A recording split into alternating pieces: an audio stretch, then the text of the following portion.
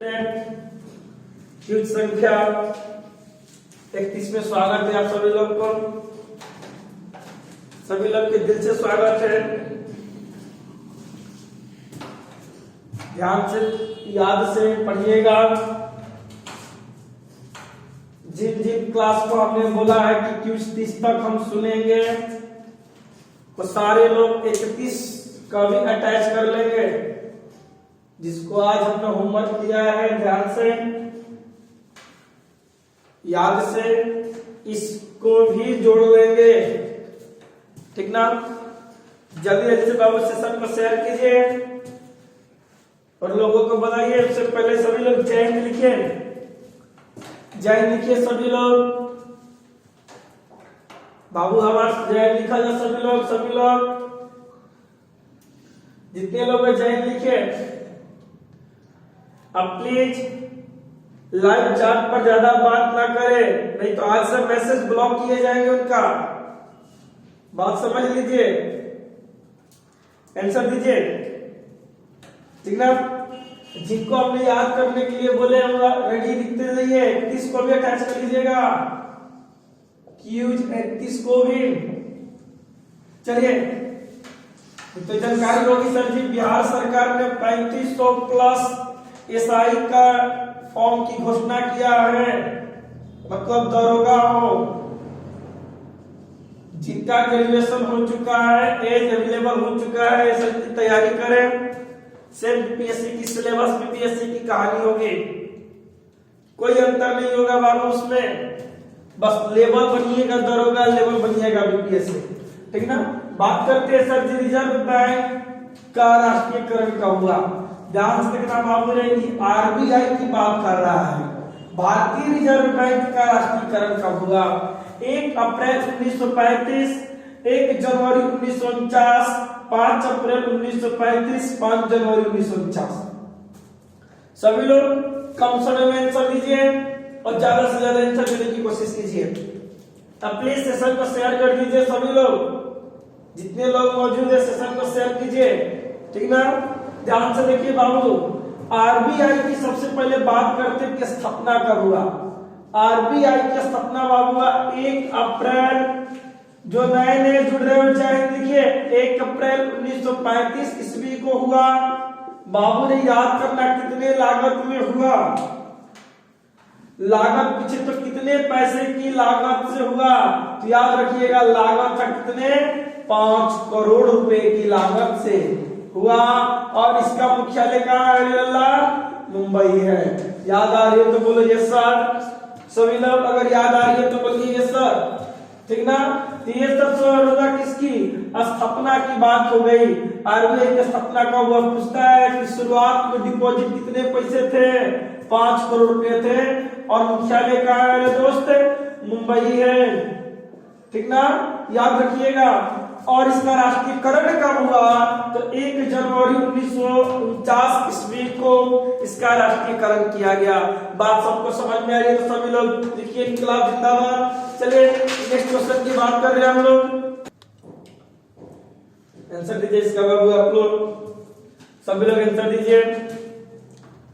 बंदा है सुन के क्वेश्चन के आंसर देना समझ के फिर से बोल रहे हैं। शून्य पर आधारित बजट किस देश के देन है? शून्य पर आधारित बजट किस देश की देन है?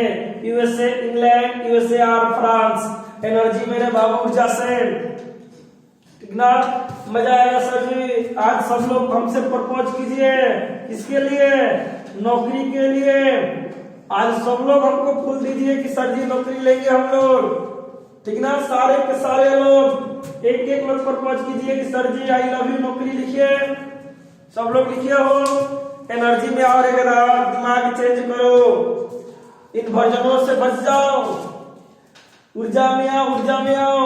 देखले बाबू नौकरी अच्छा देगा लेकिन कुछ और चीज आपको सजा देगा, ठीक ना। सुबह भी बोले ट्रक के पीछे क्या लिखा रहता है? लटकले तगले बबुआ, ठीक ना। वही कहानी बन जाएगी। अगर जिंदगी में कुछ पाना चाहते हो तो किसको पाइए? नौकरी को, बाकी किसी और को मत पाइए। चलिए, शून्य पर आधारित बजट किस देश के देन है? यूएसए, इंग्लैंड, यूएसए और फ्रांस।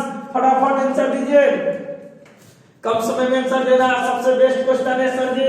शून्य पर आधारित बजट का मतलब होता है नए सिरे से बजट तैयार करना। हमने आपसे पहले ही बोला था सर जी, सारे के सारे एनडीसी की क्वेश्चन हो रही है, सारे के सारे, और ये सब इकोनॉमिक्स है, ठीक ना, सब इकोनॉमिक्स से ध्यान में रखिएगा। नए सिरे से बजट तैयार करना, ठीक ना। और किस देश ने सबसे पहले दिया बाबू रे? 1977 ईस्वी में सबसे पहले इसे यूएसए ने दिया। अब भारत में बाबू, भारत में राजीव गांधी के काल में लागू किया गया। और सबसे पहले किस राज्य में लागू किया? तो आंध्र प्रदेश में लागू हुआ। लगाइए निशाना, देखिए मजा आ गया, सारी चीजें तैयार हो गई आपके सामने। सबसे पहले किस देश ने दिया?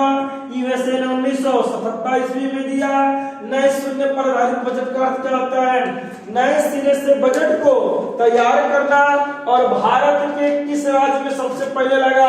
आंध्र प्रदेश में लागू हुआ। किसके द्वारा? राजीव गांधी के द्वारा। बात समझ में आई है ना? चलिए नेक्स्ट क्वेश्चन की बात करें।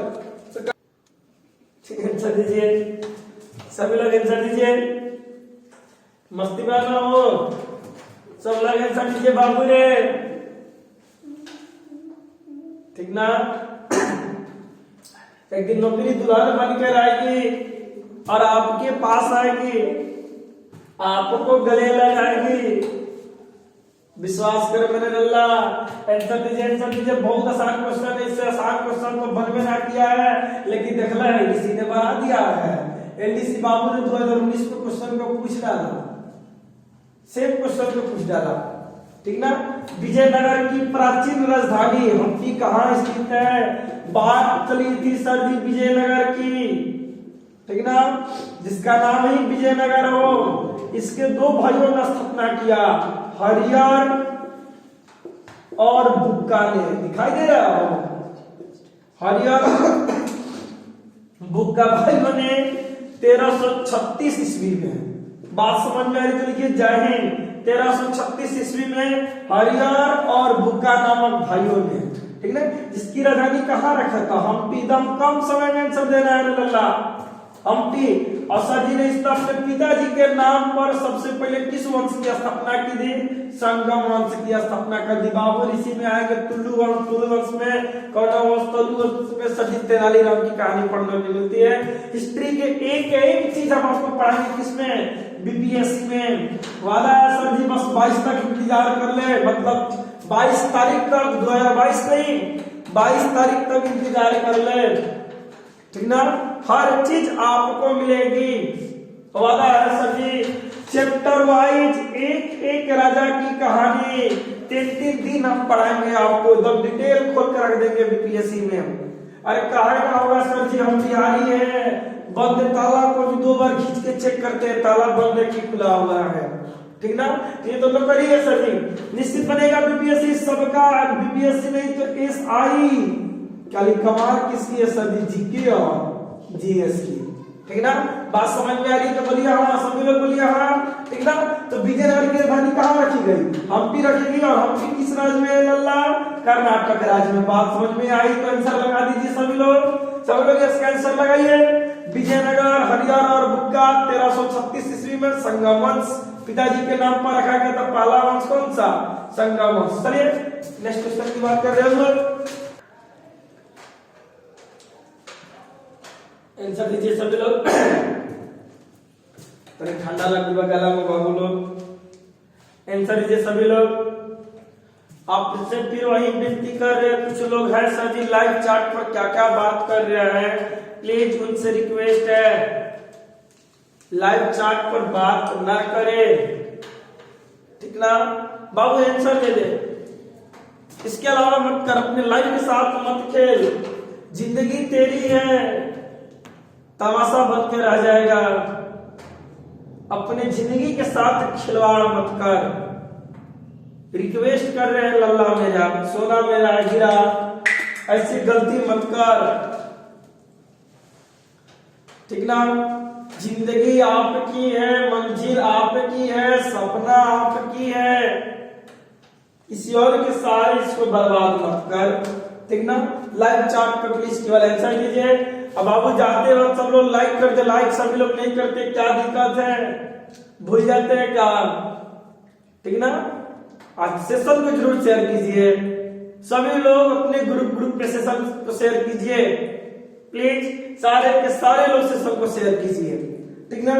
चलिए बहुत आसान क्वेश्चन है, आंसर दीजिए। शाक्य दर्शन संप्रदाय की स्थापना किसके द्वारा की गई? कुमारी भट्टल, कपिल, गौतम, पतंजलि। आंसर दीजिए, आंसर दीजिए। मजा आएगा रे बाबू जब सपनों के नगर में चलेंगे हम लोग, जब सपना पूरा होगा, खुशियों का दिन रहेगा बाबू मेरे, विश्वास कर। यार भी मिलेगा, दिलदार भी मिलेगा, सब कुछ उसके हाथ में है, ऊपर वाला अपने साथ में है। विश्वास कर मेरे लड़का, विश्वास कर। अगर उस भगवान, उस खुदा को मानते हो तो विश्वास कर ले, मंजिल तेरी मिलेगी बाबू रे। योग दर्शन तो पता रहे बाबू, योग दर्शन किसने किया? पतंजलि ने। याद समझ में आ रही तो बताइए। हाँ, योग दर्शन किससे संबंधित है? पतंजलि ने। सभी लोग जय लिखिए, एनर्जी में साथ सभी लोग जय लिखिए, ठीक ना। उसके बाद बाबू बात करते हैं साख्य दर्शन। साख्य दर्शन को सर जी किसने लिखा? कपिल ने। कपिल मुनि इनका नाम है, क्या नाम है? कपिल मुनि ने। याद रखिए, साख्य दर्शन को किसने लिखा? कपिल मुनि ने। गौतम ने किसका दिया बताइए सभी लोग, फटाफट आंसर दीजिए, ठीक ना। गौतम ने किसको दिया बाबू रे? गौतम ने न्याय दर्शन दिया। एक क्वेश्चन इससे एसएससी की परीक्षाओं में रहती है, याद रख लेना बाबू रे। तीनों के तीनों चीज याद रखिए, ठीक ना। योग दर्शन को किसने दिया? पतंजलि ने। शाक्य दर्शन को किसने दिया? कपिल मुनि ने। न्याय दर्शन को किसने दिया? गौतम ने दिया। देखिए इनसे एक क्वेश्चन आपके जनरल कॉम्पिटिटिव में निश्चित ही रहते हैं। और दो लोग हैं, दो लोग का सब्जी लिख लीजिए आप लोग, ठीक ना। पूर्व मीमांसा के लेखक जामिनी, कॉपी में लिख लीजिए। पूर्व मीमांसा, फिर से बता रहे, पूर्वी मीमांसा, पूर्वी मीमांसा के लेखक जामिनी, ठीक ना। VVILL का। योग दर्शन के पतंजलि, शाक्य दर्शन के कपिल मुनि, न्याय दर्शन की गौतम, और पूर्व मीमांसा के जामिनी, ठीक ना। ये चारों के चारों रख लीजिए, ठीक ना। अब बच गए सर जी बद्र नारायण के लेखक कौन है? आप कमेंट बॉक्स में लिख के दिखाइए आपको। चलिए नेक्स्ट क्वेश्चन की बात कर रहे हैं हम लोग, आंसर बताइए। कम समय में आंसर दे रहा है सभी लोग को, ज्यादा मात्रा में सर जी कुछ सेशन को शेयर कीजिए, एनर्जी पाइए, एनर्जी में बाबू रे। छौ नृत्य किस राज्य के है? छौ मतलब हौ, हमारा हौ चाहिए सर जी। छौ नृत्य किस राज्य की है? बंगाल, उड़ीसा, झारखंड की सभी। बताइए आंसर क्या होगा, ठीक ना। पहली बार कम समय में आंसर दीजिए, जूनियर की समय ले रहे हैं। इनकलाब जिंदाबाद की बोलिए, बोलिए, लिखते चलिए, लिखते चलिए, आंसर दीजिए, कम समय में आंसर देना है। इंतजार है आपकी सुबह की सर जी, इंतजार है मेरे अल्लाह, ठीक ना। बात करते हैं सर जी छौ नृत्य, ठीक ना। अरे जिनको बोले याद करने के लिए किस चीज को भी जोड़ देगा? छौ नृत्य इस सर जी 3 प्रकार के होते हैं, ठीक ना। एक होता है शेर केले नृत्य, शेर केले छौ। एक होता है मयूर छौ, और एक होता है बाबू रे पुरलिया, पुरलिया छौ। बाप रे बाप, छौ याद हो जाएगा, तीनों हो, ठीक ना। कोई भी क्वेश्चन पूछता है छौ नृत्य कितने प्रकार के, तो छौ नृत्य 3 प्रकार के, सरकेले, मयूर, पुरलिया। सरकेले मतलब बंगाल का, मयूर मतलब उड़ीसा का, और पुरलिया मतलब झारखंड का, यानी किसका? सभी का रे अल्लाह, किसका बना? सभी का बना। याद करना सर जी, विरासत यूनेस्को, विरासत यूनेस्को में इसको शामिल किया गया है। मजा आएगा लल्ला, इस बार मजा आएगा। किस नृत्य को विरासत यूनेस्को में शामिल किया है? तो 6 नृत्य किस किस राज्य की है? बंगाल की, उड़ीसा की, झारखंड की। झारखंड का कौन सा सर जी? तो पुरुलिया होगा, मयूर होगा, उड़ीसा का सरकेले होगा, बंगाल का। देख मजा आ गया बैटिंग करने में सर जी। चलिए नेक्स्ट क्वेश्चन की बात कर रहे हैं हम लोग। चलिए चलिए, फुटबॉल का जन्मदाता किस देश में हुआ था, या किस देश को कहा भी जाता था, या फुटबॉल का जन्म किस देश में हुआ था? आंसर दीजिए सभी लोग, फटाफट आंसर दीजिए। बाबू रे समय आ चुका है, महारानी होने वाली है। आंसर दीजिए, आंसर दीजिए, ठीक ना। देखिए फुटबॉल का जन्म सर जी हुआ था किस देश में? इंग्लैंड में हुआ था 1857 ईस्वी में। क्या बात समझ में आई? तो बोलिए हरियाणा सभी लोग, जितने लोग जुड़े लिखिए जय हिंद जय हिंद के सभी लोग, ठीक ना। किस देश में हुआ था? इंग्लैंड में 1857 में। भारत का पहला फुटबॉल क्लब पूछे तो क्या बताएंगे? बताइए बताइए। भारत का पहला फुटबॉल क्लब है तो याद रखना लल्ला किसकी होगी? डलहौजी की होगी। किसकी होगी लल्ला? डलहौजी होगी। बात समझ में आ रही है तो हाँ बताइए। भारत का पहला फुटबॉल क्लब कौन सा है? डलहौजी क्लब है, ठीक ना।